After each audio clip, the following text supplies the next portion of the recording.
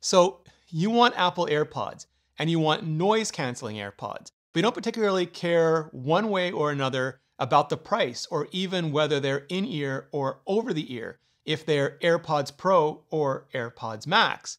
Or maybe you think the Max are just a lot of cash, but you've also got, you know it, full-on FOMO and YOLO, so you're thinking of just giving them a go. Well, either way, do I have the video for you.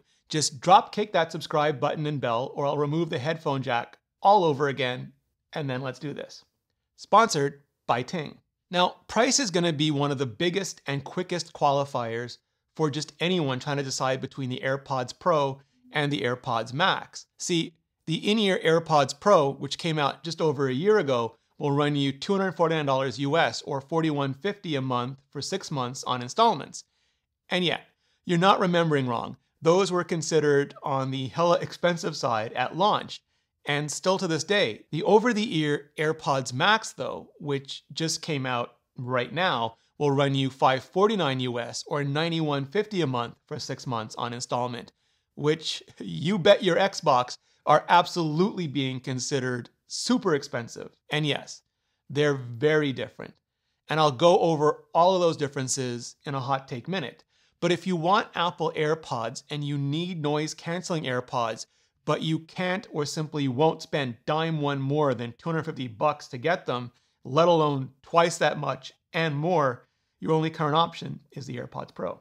The other big difference between the AirPods Pro and the AirPods Max is literally the bigness. The in-ear AirPods Pro are in-ear, and that means they're small, really small, tiny even, enough to fit in your ears, and have silicon tips, small buds, and a stem that's shorter and more angled than the original AirPods. And that's it. They're truly wireless, which means there's not even a cable between the two AirPods, just the two pods, which is great because that makes them just really light, 0.19 ounces light, and depending how well they stay stuck into your ears, pretty good on the go. But if they fall out or you leave them out, they're small enough that you might just lose track of them. The over-the-ear AirPods, over the ear, and that means they're bigger, much bigger, so much bigger they can fit over and around your ears in a way that's traditionally gotten them called cans.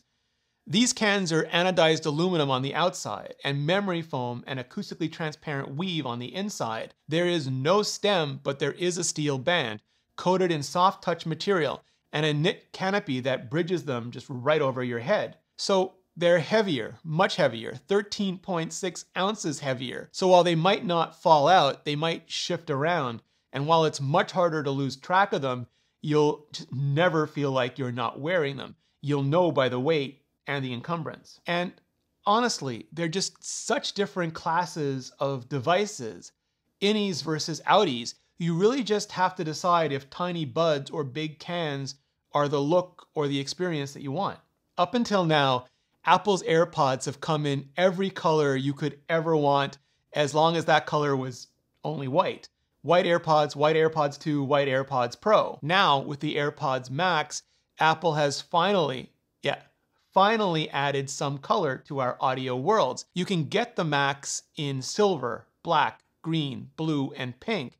And get this, the aluminum cup colors match the new iPad Air colors, and the material canopy covers match the new iPhone 12 colors. So they're two-tone, but if you have either that iPad or that iPhone or both, you can match one or both of them if you want to. So if you're okay with only white, not even any silver, just white, you can have the AirPods Pro. But if you want some color for your life and ears, then you'll need to go with the AirPods Max. With the AirPods Pro, you get basic sweat and water resistance, IPX4, which just means keep them out of the dust and dirt, and if they get drizzled on or you work out with them, dry them off ASAP and you will probably be okay. Also, if you lose or damage one of the clip-on tips, you can get a set of single-size replacements from Apple for just $8. If you lose or damage a whole pod or the charging case, those replacements will run you $89 and $99 respectively. If the battery flakes out on you, it's a free service with Apple Care or $49 for either pod or the case without Apple Care. The AirPods Max offer no, as in zero sweat or water resistance, IPX nothing, which means you need to do everything you can to keep them from getting dirty or wet and not wear them in the rain or while sweating heavily. If you lose or damage one of the magnetically attached cups, you can get a single side replacement for $69. For the battery, it's free with Apple Care or $79 without. So with the AirPods Pro, you get a little better protection and individual fixes are cheaper, but those little parts can add up. With the AirPods Max, you get no protection, and while fixes are more expensive, there are slightly fewer parts you may need to fix. The audio features are broadly just very similar between the AirPods Pro and the AirPods Max. Both have active noise cancellation with transparency mode, so you can muffle out just all the ambient noise around you or just let through the important stuff like conversation or traffic. Both have adaptive EQ so they can hear what you're hearing and adjust the audio to fit your specific fit.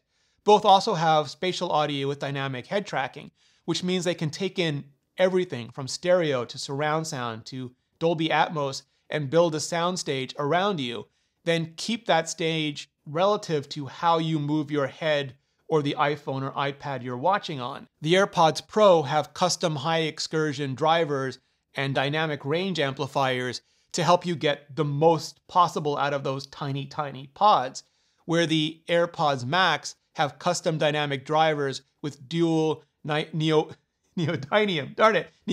ring magnets to fit those cups as crisply and cleanly as possible. And they both rely on Apple's H1 system in package, basically a 10-core headphone chipset to handle all the processing for all the audio, which is just freaky, freaky silicon. So in other words, they're almost computationally identical. For the microphones though, the Pros have dual beamforming mics, so you can talk as cleanly and clearly as possible, and an inward-facing mic for the noise cancellation and EQ detection. The Max have a whopping 8 microphones for active noise cancellation.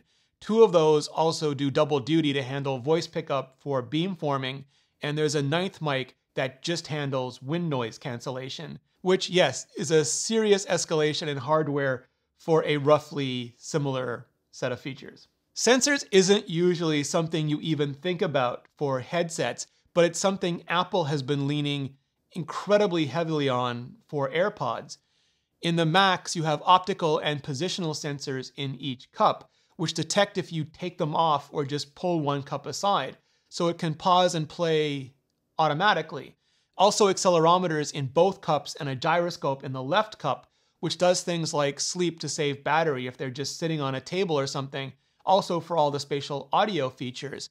In the Pro, you've got dual optical sensors for the same type of on-off detection, as well as an accelerometer for the same stuff as the Max, but also a second one specifically for speech detection, plus a force sensor for the pinch controls.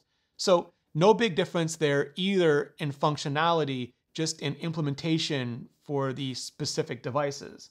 Now, with all of this computational audio power, you're going to want a ton of control, right? Well, you're going to get what Apple gives you. Meaning, with the AirPods Pro, you can click on the stem to play, pause, or answer a call, click twice to skip back, or thrice to skip forward. And that's right, I said thrice. You can also press and hold to switch from noise cancellation to transparency and back. For everything else, you have to use Siri, or your iPhone, iPad, or other connected Apple device. With the AirPods Max, you have the digital crown, just like on the Apple Watch. You can turn it for volume, click once to play, pause, or answer a call, click twice to skip forward, or thrice to skip back. You can also press and hold for Siri if you don't want to say the hey, because there's a second dedicated button to switch between noise cancellation and transparency. And for everything else, yes, it's still Siri or your device. The AirPods Pro connect over Bluetooth.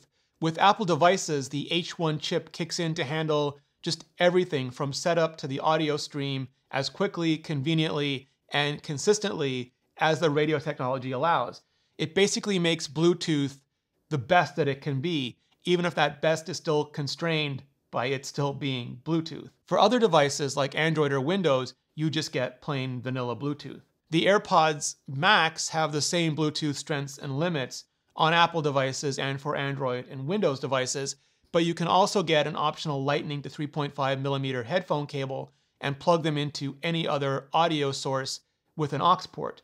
You can't listen passively. Your AirPods Max have to be powered, but you can listen. So basically, if you want to hardline into the matrix, you have to go Max. Both the AirPods Pro and the AirPods Max charge over Lightning cable. Well, the Pro via their charging case and the Max directly, but it's still Lightning.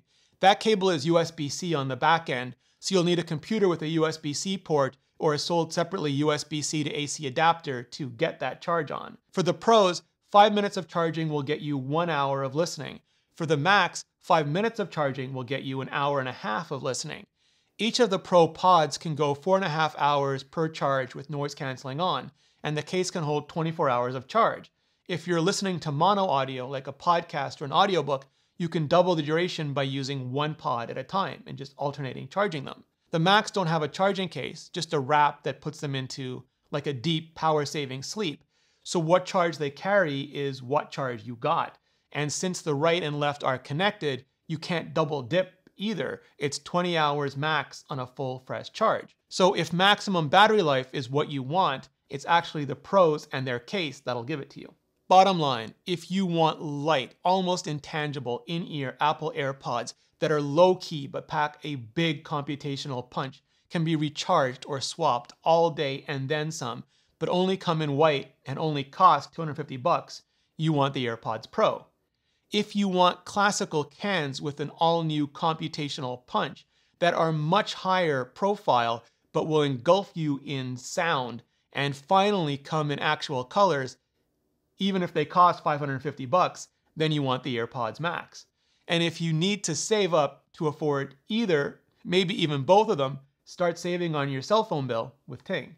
Whether you want only a little bit of data or just all of it, unlimited, Ting has the perfect plan for you and your family. You can get talk and text for just $10 a month, data from $15, 5 gigabytes for $25, unlimited for $45. Whatever you need, just go to rene.ting.com and check out the plans and see how much you can save. You get access to the best nationwide coverage in America on pretty much any phone, from the latest iPhone 12 to all of Google's Pixels, all of Samsung's Galaxies. Just keep your existing phone if you want, keep your existing number. And that's all because the next generation of Ting Mobile is here. Seriously, see how much you could save and get $25 off. Just go to rene.ting.com, click on the link below, and go to rene.ting.com and get $25 off. And clicking on that link just really helps out the channel. For a ton more on the AirPods, click on the playlist above. I've got in-depth reviews and comparisons giving you everything you need to know. So click on the playlist, and I'll see you next video.